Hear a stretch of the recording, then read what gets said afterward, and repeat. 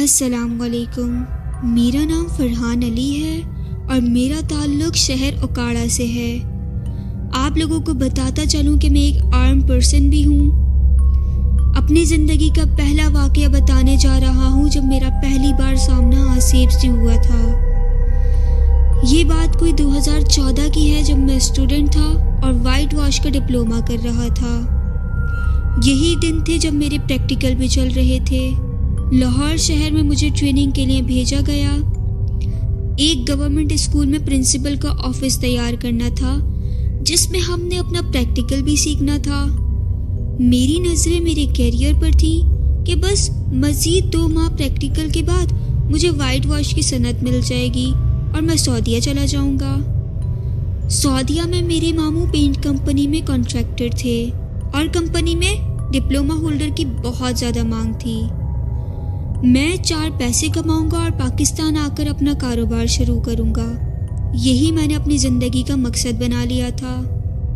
ہم 7 اسٹوڈنٹ پر مشتمل ایک ٹیم تھی جن میں سے ایک ہمارے انسٹرکٹر تھے، اللہ پاک ان کی عمر دراز فرمائے۔ ان کا نام سید اسلم تھا۔ انتہائی اچھے اور بہت ہی قابل استاد تھے۔ پہلا دن تھا 12 اگست 2014۔ اسکول گرمیوں کی تعطیلات کی وجہ سے بند تھا اور 14 اگست سے اسکول کی اوپننگ تھی شاید۔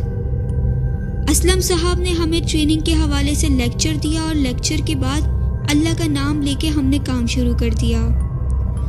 کام سے 4 بجے چھٹی کی اور ہمیں اسکول میں ہی رات گزارنے کے لیے ایک روم میں سونے کا بندوبست کر دیا گیا۔ شام 6 بجے کا وقت تھا۔ میں اور میرا دوست جس کا نام وقاص تھا اسکول پلے گراؤنڈ کی طرف چل پڑے۔ راستے میں مجھے جامن کا درخت نظر آیا۔ میں نے وقاص سے بولا کہ آ جاؤ یار، جامن اتارتے ہیں۔ وقاص میرے کہنے پہ میرے ساتھ چل پڑا۔ درخت کافی زیادہ اونچا تھا اور اوپر چڑھنا کافی زیادہ مشکل تھا۔ میں نے اینٹ کا ٹکڑا اٹھایا اور جامن پر مارا۔ جامن گرے اور پھر ہم نے ایسے ہی 3-4 بار اینٹ کا ٹکڑا جامن کے پیڑ پر مارا اور ایسے ہی جامن گرتے رہے۔ ہم نے جامن اٹھائے اور ساتھ لگے ہوئے نلکے پر دھوئے اور وہیں بیٹھ کر پلے گراؤنڈ میں کھانے لگے۔ اس کے بعد کھانے کا ٹائم ہوا اور ہم اسکول کے باہر نکلے اور محلے کے قریبی ہوٹل کا رخ کیا۔ کھانا کھایا اور وہیں چہل قدمی کی اور رات کے تقریباً 10 بجے کے بعد اسکول واپس آ گئے۔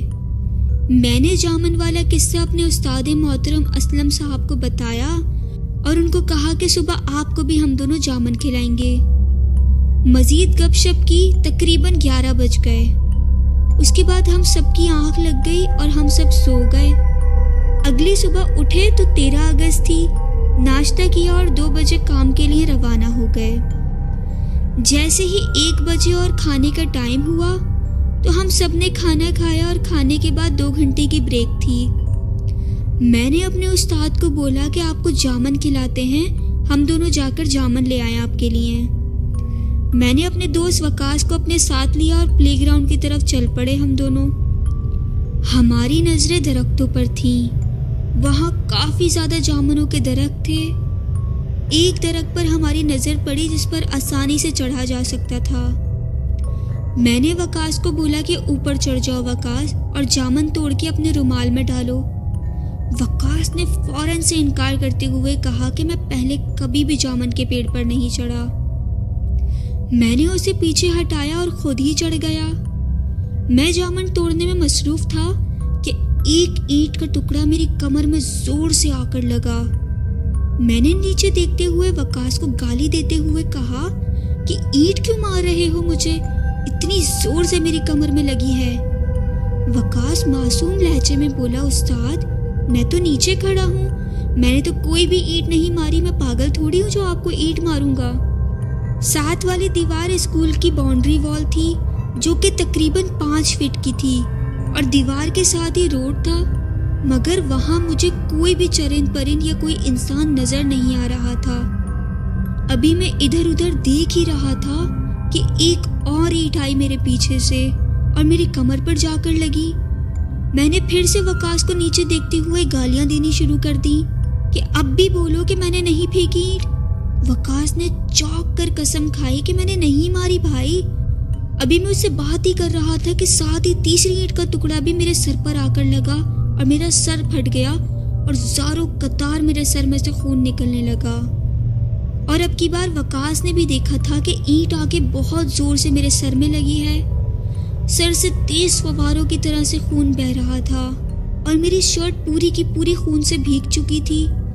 مجھے اس قدر درد ہو رہا تھا اور اتنے زیادہ چکر آ رہے تھے کہ مجھے کچھ بھی سمجھ نہیں آ رہا تھا۔ پھر چوتھا اینٹ کا ٹکڑا میری بائیں پسلی پر اور پھر پانچواں میرے معدے پر جا کر لگا۔ وقاص مجھے بول رہا تھا کہ فرحان بھائی آپ جلدی سے نیچے اتر آؤ، جبکہ میں نیم بے ہوش تھا۔ سمجھ تو آ رہی تھی مگر ہمت نہیں تھی کہ اپنی جگہ سے ہل بھی سکوں۔ پھر اچانک سے میں جس موٹے تنے پر اپنی دونوں ٹانگیں لٹکا کر بیٹھا ہوا تھا، میرے آگے اور پیچھے ایک بہت ہی خوفناک شکل میں اور لمبے بالوں میں بالکل فلمی ہارر سین کے جیسی شکل میں دو عورتیں بیٹھی ہوئی تھیں۔ پیچھے والی نے میری کمر میں ٹانگ ماری کہ میں سامنے والی کے قریب پہنچ گیا۔ میرے ہوش و حواس اڑ چکے تھے۔ میں اونچی آواز میں کلمہ طیبہ کا ورد کرتا رہا مگر میری آواز تک میرے حلق سے نہیں نکل رہی تھی اور نہ ہی میرا منہ کھل پا رہا تھا۔ اور اب میں بالکل ہوش میں تھا، ہر چیز مجھے دکھائی اور سنائی بالکل واضح دے رہی تھی۔ سامنے والی عورت نے میرے بالوں سے مجھے پکڑا اور کہا، یہ وہی پتھر ہیں جو تم نے کل میرے بچوں کو مارے تھے، اب میں تمہیں زندہ یہاں سے نہیں جانے دوں گی۔ اس نے مجھے میرے بالوں سے پکڑا اور گیند کی طرح زمین پر پٹک دیا۔ جب میری آنکھ کھلی تو میں ہسپتال میں ICU میں تھا۔ جیسے ہی مجھے ہوش آیا تو فوراً ڈاکٹر نے پوچھا کہ کیسے ہو بیٹا؟ میں نے بتایا کہ میں ٹھیک ہوں، میرا آکسیجن ماسک اتار دیں، میں سانس لے سکتا ہوں اب اور میں بول بھی سکتا ہوں۔ ڈاکٹر نے کہا لیٹے رہو، اٹھنے کی کوشش مت کرو۔ میرے گھر والے میرے پاس بیٹھے ہوئے تھے اور سبھی زاروں قطار رو رہے تھے مجھے دیکھ کر۔ میں بہت ہی ڈرا ہوا اور حیران تھا کہ میں کیسے بچ گیا۔ میرے سر پر پٹی تھی، دونوں ٹانگوں اور بازو بھی حرکت نہیں کر رہے تھے اور پسلیاں بھی اور کمر بھی شدید درد کر رہی تھی۔ مجھے بالکل سمجھ نہیں آ رہا تھا کہ وہ سچ تھا، مجھے واقعی مارنے کی کوشش کی گئی تھی مگر اللہ تعالیٰ کے کرم سے میں بچ گیا تھا۔